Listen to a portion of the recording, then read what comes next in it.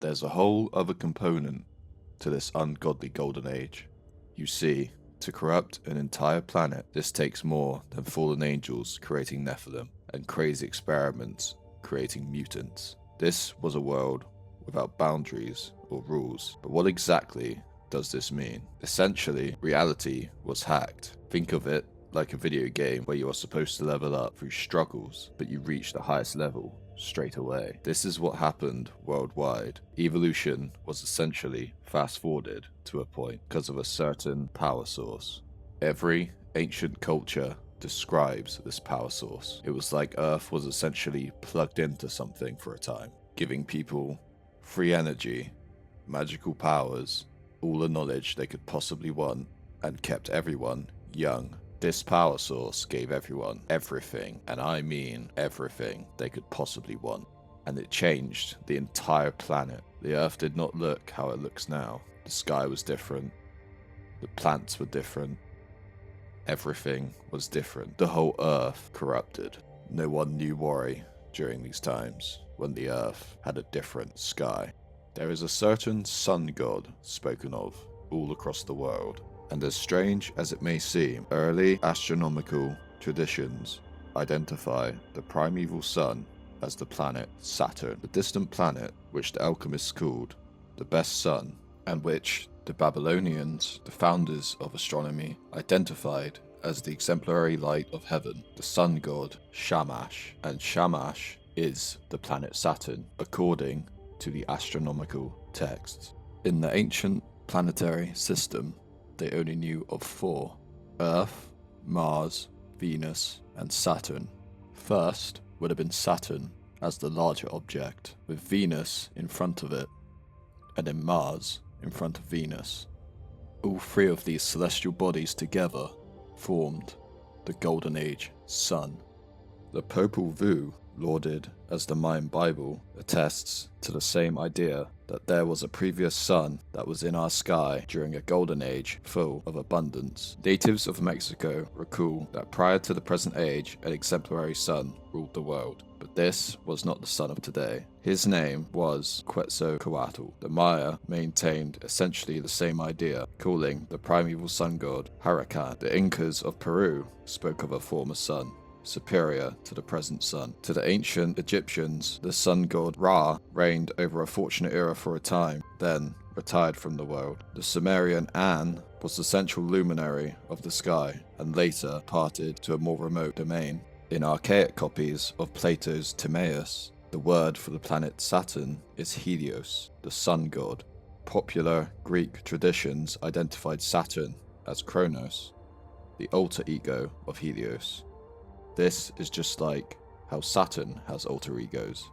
One is Capricorn, the materialistic and restrictive goat, and the other Aquarius, which is the spiritualist that pours out divine knowledge and abundance, very similar to the alter egos of Satan, who is pictured as a goat, and Lucifer, who is pictured as an angel of light.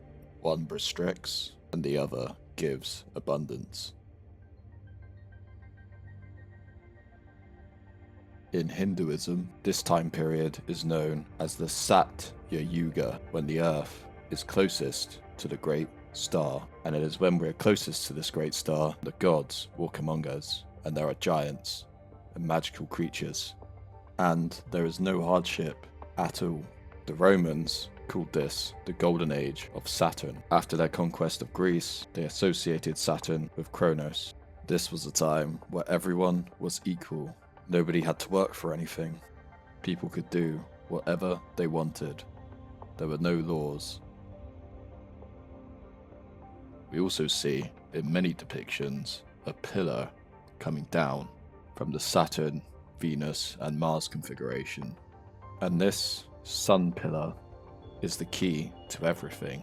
In fact, this is probably why many cultures make pillars for their gods in the first place. So, what was this pillar? Electric universe theory proposes that the universe is electrical in its nature, that electromagnetism is the dominant force shaping the universe, rather than gravity.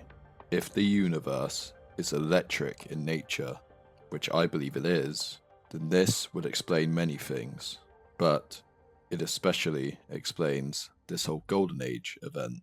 If the universe is electrical, then the 4 planets being close together like this would have caused an electrical current to form, connecting from pole to pole on each planet, causing a fusion between them. Saturn would have been the conductor, drawing energy from our actual sun, which would have been behind it, with Venus and Mars acting as electrical nodes, with the current finally reaching the Earth. Even today, Saturn is emitting more energy than it receives from the sun. So Saturn, being this close, would have supercharged the Earth, Venus, Mars, and us. We are electromagnetic beings. With the Earth's electromagnetic field fully charged like this, there would be no old age or decay, and there really would be no boundaries or rules. The entire Earth would have been plasmified. Evolution would have been sped up physically, but spiritually, we would have still been the same. Meaning, whilst we had our physical evolution fast forwarded, spiritually, we were still corrupt. Due to the highly electrified and plasmified environment, matter would have been more moldable and easier to manipulate. Things wouldn't have been so strictly solid. The laws of physics we have now would have been essentially non-existent. We would have been able to interact with reality via electrical pulses from our brains, which emit their own electromagnetic fields. Our electrical brains would interact with the electrical reality all around us, allowing us to manipulate matter and have instant manifestation of pretty much anything. We could rearrange atoms with just our thoughts. This truly would have been a world without laws or boundaries. This also explains why advanced ancient structures are built on ley lines with highly conductible materials, and also why they look like massive computer chips. This plasma current would have touched down in our old North Pole, where these ley lines converge. Ley lines are all over the world, and they would have been completely lit up everywhere. But more importantly, this highly electrified Earth was perfect for the fallen angels to roam upon. The fallen angels are energetic in nature. It is my theory that they are actually made of the 4th state of matter, which is plasma. Just like stars, which angels are often called, plasma also makes up 99% of the observable universe. It's how they're able to change form and aren't as restricted by solid matter like we are. However, to be somewhere for a long period of time, they need an environment similar to the heavenly realm they were banished from. So they essentially energetically terraformed the Earth, not only to give us all the power we could want so that we would destroy ourselves due to still being spiritually corrupted, but also so they could walk amongst us as our gods. Just as angels were called stars, fallen angels were called fallen stars. The Book of Enoch calls the angels watchers. They were to watch and never interfere. In ancient times, they called planets wandering stars, like the wandering watcher angels who ditched their posts and became fallen. It is my theory that angels aren't just made of the same matter as stars, but they actually are the stars in some way. Fallen stars is what I interpret planets to be. Planets are stars that are solidified due to their corrupted nature, becoming a lower form of matter. I think, just as we have ultimate authority over the earth and have a symbiotic relationship with it, fallen angels maybe either are these planets or were given ultimate authority over them and have a symbiotic relationship with them. They're like the fallen angels' living spaces or thrones. Either these fallen angels are an extension of these celestial bodies, or the celestial bodies are an extension of the fallen angels. I think it all works kinda like Ego, the living planet, in Marvel's Guardians of the Galaxy. They still have their humanoid forms, but they can connect to the planet they're associated with like a mech suit and become one with the planet or star as an extension of themselves. Ego in the Marvel universe also takes human form and mates with a human female to create a demigod to make the universe into an extension of himself. He is also called Ego simply because he has a massive ego. just like Satan. This seems like a direct retelling of what happened with the fallen angels. Stars or worlds taking human form to create demigods that will create for them, since fallen angels cannot create. Only humans and God can create. Fallen angels can only twist and corrupt what's already been made. And so, this whole alignment is far more than just some accidental freak of nature in this context. And this is a great example of the term as above, so below. Just as the fallen angels, in their humanoid forms, were mating with human women to hack the human genome, these great celestial bodies, which are extensions of the fallen angels, were essentially mating with Mother Earth, hacking into its DNA, right down to the atomic level. This is an image of ion collisions captured by BNL's star detector, and this is an image of the ancient Saturn, Venus, and Mars alignment that was used by the fallen angels and their leader, Satan, to hack into the Earth's DNA. Ion collisions are interactions between charged particles, atoms, or heavy nuclei as they pass near each other, often used in physics to study extreme matter states, such as higher states of plasma, and in high energy cases, creating new particles. So isn't it interesting how this ancient alignment looks almost exactly the same? Another example of as above, so below. Just as charged particles or atoms form this shape when passing near each other to create higher energy states or new particles, the planets are just larger charged up particles or atoms, forming the celestial alignment which Satan and the fallen angels used to create their own version of reality separate from God. By giving humans the means, the knowledge, and tools to do so, they required humans to create for them, as they do not have this ability. A whole new heaven and a new form of creation. An ion is an electrically charged atom, and planets are essentially giant atoms. So, with a charge from Saturn, which is the most electrically active planet in our solar system, they too would become giant ions.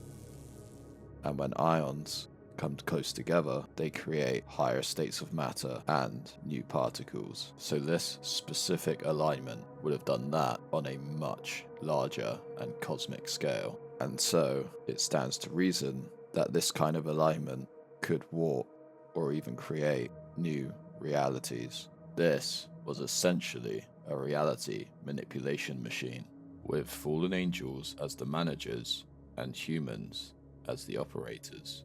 And it seems they are trying to recreate this on a much smaller scale at CERN.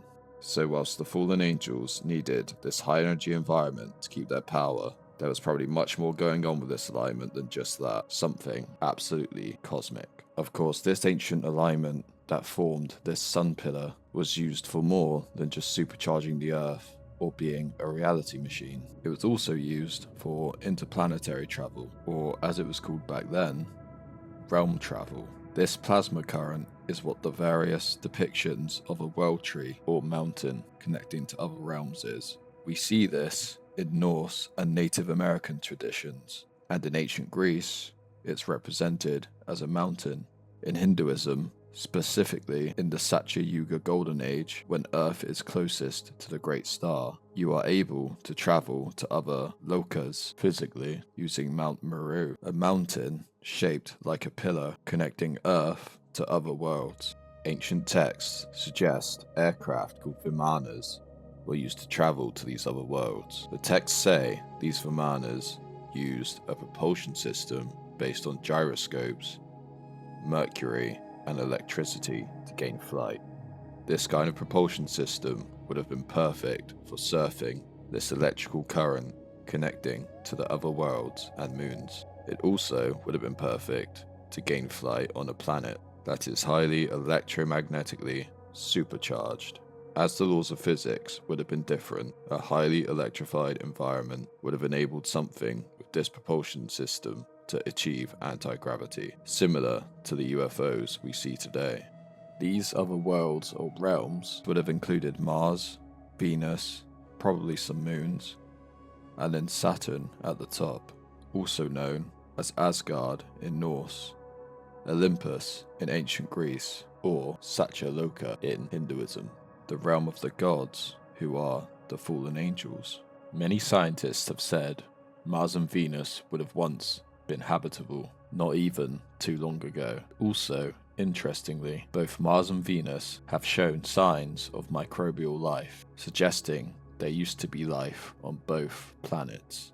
And if these ancient legends are to be believed, then these two worlds, plus Saturn and some moons, all hosted life of different kinds and sizes, the majority of which were probably corrupted creations of the fallen angels and Nephilim. When you look at the realm tree in Norse mythology, we see where Niflheim is placed would have been where Mars was.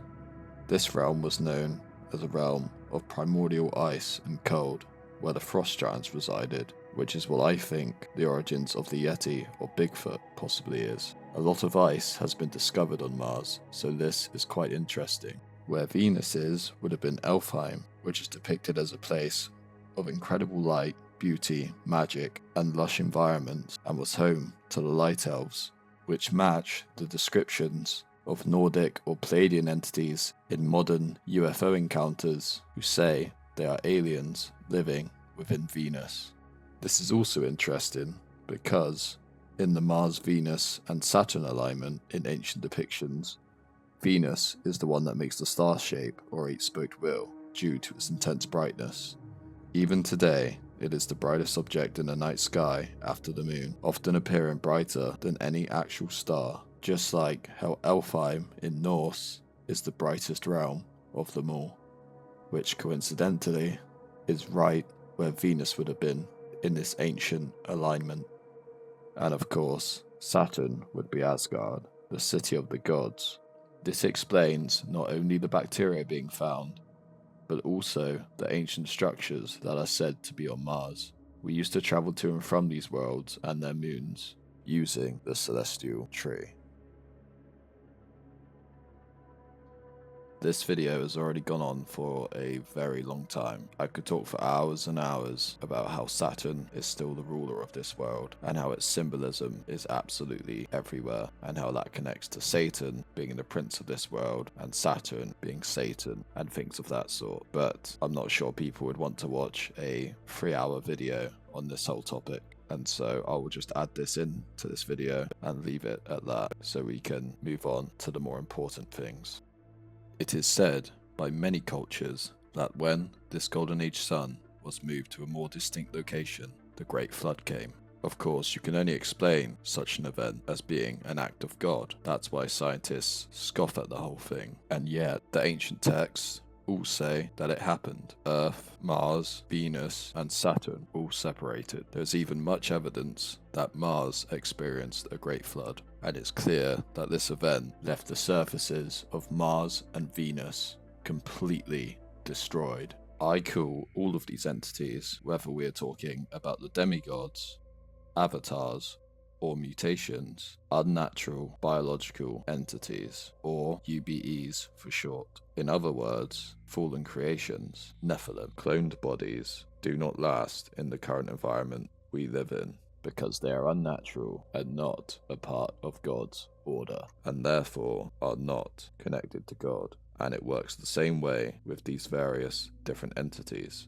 These entities are not natural, and therefore they are left wide open to disease and death, unless in an environment that does not have such things, just like the Golden Age. Whereas our source of life is God, granting us an immune system and a way of living in harsher conditions, these various different entities can only rely solely on the environment. They were created in an environment that was highly electrically charged. And so this is the baseline for their survival. They need this kind of environment to survive. It is essentially what they are made of and what their DNA knows. And we even see evidence of this throughout history. These entities disappeared for a long time, right until the 1500s, when we started seeing records of them again, all at once. We had this event in Nuremberg, which is depicting some kind of solar event with UFOs all over the sky. Around the same time, we start to see these records and paintings of Bigfoot type creatures, dogmen, and dinosaurs. Or as they were called back then, dragons. And then, in the 1800s, we had the Carrington solar flash, and what followed? Strange airships, and again, cryptids. In the 1940s, we see them show up again, UFOs and cryptids. Right at the time, we were starting to mess with nuclear bombs, which when set off, emit a highly electromagnetic charge. We even see these UFOs appear at a nuclear test.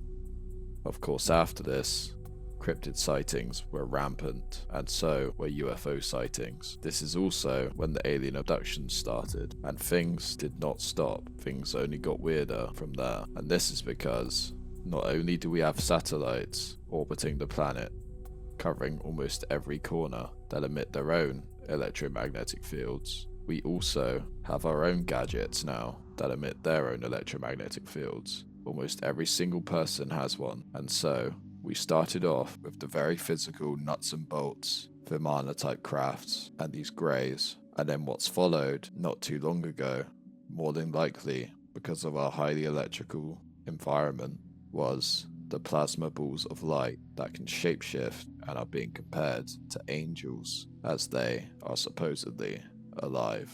It seems the more charged the Earth becomes, the more that follows. And even with our current highly electrified environment, they can only stick around for short periods of time. This is why we hear many military insiders speak about when they've captured these so-called aliens, they get sick and die within just a couple of hours. However, we still see these entities interacting with humanity after the flood. This is because when Earth was disconnected from the Saturn sun, the charge didn't just completely deplete then and there. It stayed around for a while, and this is why we see people in the Bible are able to live to around 900 years old, even after the flood. It's like when a phone is fully charged. When you unplug it, the charge doesn't go straight away. It depletes over time. This is why, when you look at the evolution of everything has gotten smaller and weaker. Everything is devolving due to the lack of electromagnetic charge, not evolving. Not only has the Earth been depleting, but everything on it. And so this is why, after the flood, these unnatural biological entities seem to disappear in waves. Because all of these entities of different shapes and sizes all require different amounts of electromagnetic charge. Almost all ancient texts describe these mythical creatures, gods or kings, going within the earth to some kind of mythical kingdom, awaiting their return at the end of this dark age to usher in a golden age. All descriptions of this mythical place within the earth almost completely match the descriptions of what the surface world was like in the ancient Golden Age. This Golden Age of sin did not end, it just went deeper within the earth, waiting to return to the surface. This is because, as the energy of the earth depletes, it sinks lower and lower into the earth. As I mentioned earlier in the video, planets are essentially giant atoms. Atoms have different layers with different energy levels surrounding the nucleus, which is the center of an atom. It works the same way with the Earth. The core of the Earth is the nucleus, which is where the charge is highest, with different layers of the Earth having different energy levels. The further you get from the core, or nucleus, the weaker the energy becomes. And so, this particular map that shows up across the world, depicting an island at the center of the world, like Hyperborea, for example, is not on the surface world. What they are depicting is a 2D diagram of a 3D object. So this island that's being depicted in this context is actually at the center within the Earth rather than the center of the surface world. Atlantis in this case, with its depictions of rings, with the center being where the gods lived, could in fact actually be global rather than just a large island. Hence why it was called an empire, and the rings represent different layers of the earth, with the center of the city being the center of the earth, which is where the gods and demigods live. We hear all the time about how Atlantis sank, and now that makes a lot more sense. Atlantis isn't dead. Just like the Golden Age, it went deeper into the earth. In other words, it sank. The inhabitants simply retreated to the city center, which is located within the earth. The 10 demigod Nephilim kings of Atlantis were not kings spread across an island, they were kings spread across the world. We see the same shape on these fairy mounds left by the gods of the Celts across Ireland and the UK. And these are not just simple mounds, they are directions. They are showing us where the gods went. Of course, this same thing applies to Venus and Mars as well. This is why various ancient texts describe some gods and entities staying and others going off-world into the heavens before the flood came, before the celestial tree was disconnected. Many probably went to Saturn, the realm of the gods, which is coincidentally one of the most electrical planets in the entire solar system, and then others, more than likely, went to Mars and Venus and are living close to their cores, where the charge is highest. And of course, this is why in the 50s we had these light elf looking so-called aliens saying that they came from within Venus. And then we have the obsession with Mars and Martians and things of that sort, which I do not believe came from nowhere. And then, of course, there is the obvious Saturn worship almost everywhere in our society. And perhaps that has something to do with the fact that that is the realm of the gods. I would want the world to know about Ascension. I would want the world to know that we are very, very close. And all the people on the inside know this. This is the key of disclosure. We are very close to some sort of energetic shift the sun is going to do. There have already been multiple experiments, I've heard this from several insiders, in which they take ordinary folks and they put them into a room and they zap them with the energy that our sun is going to give off when we go through this change. Become very blissed out. They start to get really telepathic. They can move things with their mind. Everybody kind of goes into a psychedelic trip. Our government knows that this is going to happen. And the prophecy is there's a new human emerging, around this time, particularly beginning in the year 2027 or around then. She came into my body and then channeled through me for 6 hours straight. The angels were very clear. It's a solar flash of light. It comes from a sun. But not from our sun. They said our sun, but I don't know if it means the sun in our galaxy or the sun, like if it's like the great central sun. I don't know which sun. They haven't said. They just said it's the same sun that we are from. And so, and I know, and that's a whole nother story about my experience with the mother of creation and a sun, which is like, that's a whole story, which is awesome. But, it's a solar energy. And they did clarify just recently that it will come when we are ready for it. We create the new earth. In the new state of consciousness, we will learn as manifestors. The Arcturians have said many times, there is going to be this shift, as I see it, that is coming. Living energetics are now becoming a possibility for humanity. If you work in a realm of living energetics where the actual fields and the forms within the fields morph and change to your intention and request, now you are living in a completely different paradigm.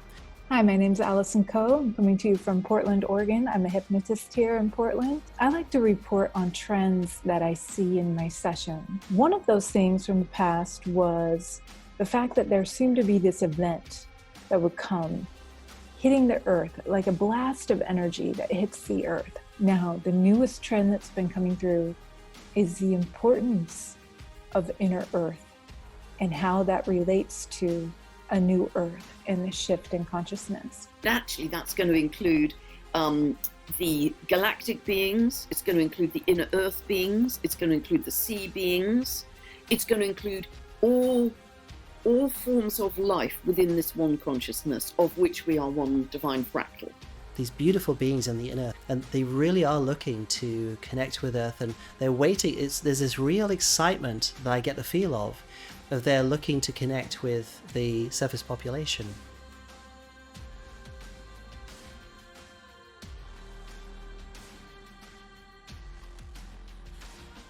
So Kalki to come to end the age. They said Kalki will come on a white horse. Prophecies recorded in Tibetan lore speak of a coming age when the world will fall into chaos, when greed and ignorance will shroud the earth like smoke, prompting Shambhala to emerge once more. The most captivating aspect of Shambhala is the prophecy of the Kalki avatar, the final incarnation of the Hindu god Vishnu, who will emerge from Shambhala to restore balance in the world. As darkness envelopes the earth, this warrior of light will lead the forces of good against evil, bringing about a new era of peace.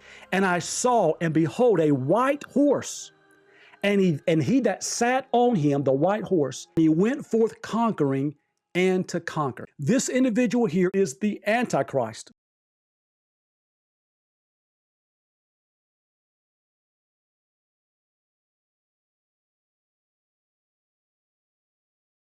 This whole inner Earth civilization is Atlantis, including the unnatural biological entities, the demigod kings, the fallen angels, the UFOs, all of it is Atlantis, and by extension, the Golden Age, or the days of Noah. And it's all coming back right when this solar flash event happens, which is supposedly coming from our old sun, according to many channelers.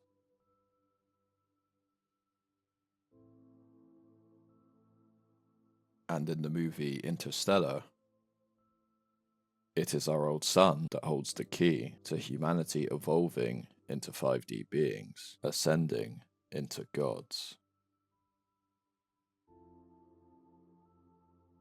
In almost all media in which the storyline is to do with ascending or breaking out of a simulation, you will always find Saturn or its symbolism, because in one way or another, Saturn is Satan, and all of these stories contain the same false promise from the Garden of Eden that through Satan we can become gods. And if that wasn't enough, this great energetic shift is linked with the age of Aquarius, and Saturn rules Aquarius. So, this golden age of Aquarius that's coming is basically the golden age of Saturn. In some way, the false sun will have a part to play in this great energetic shift and the end times.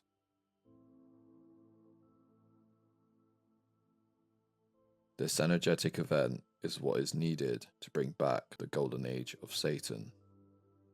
As I have pointed out in this video, whether it be the unnatural biological entities,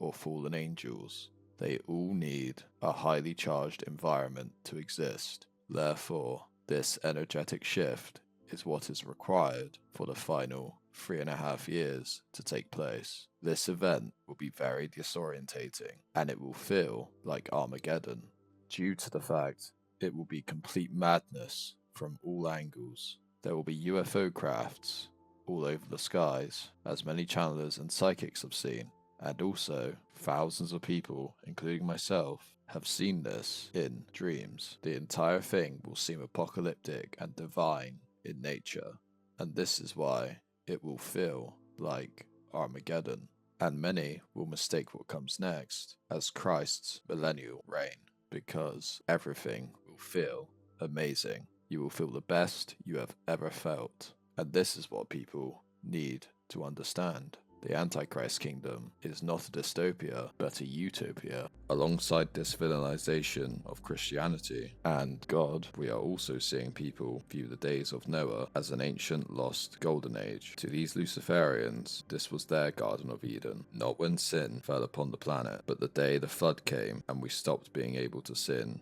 unrestrained, the day we stopped being gods. And so, with this ancient golden age of sin making a full comeback, to them, this is the redemption of humanity. This 5D ascension new earth, this is their grand return.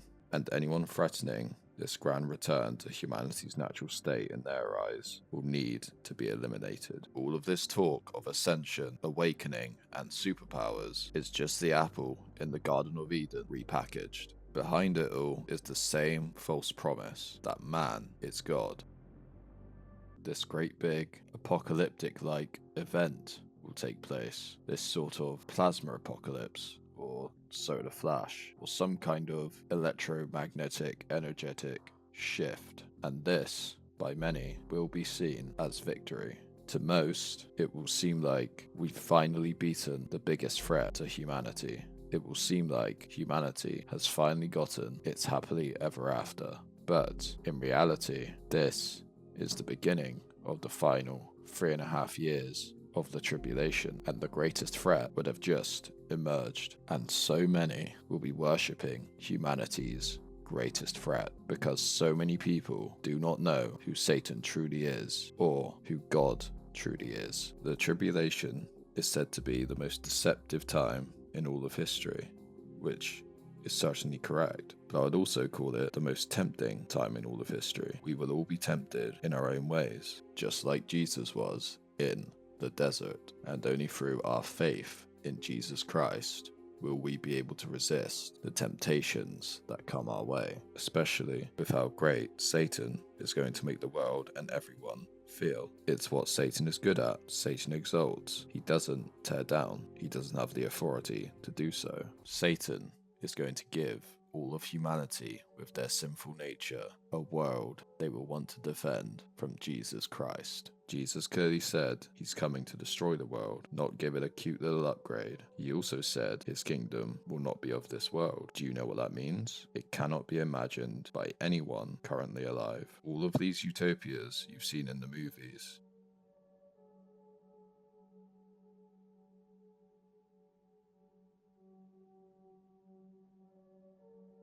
that is what Satan's final kingdom will look like.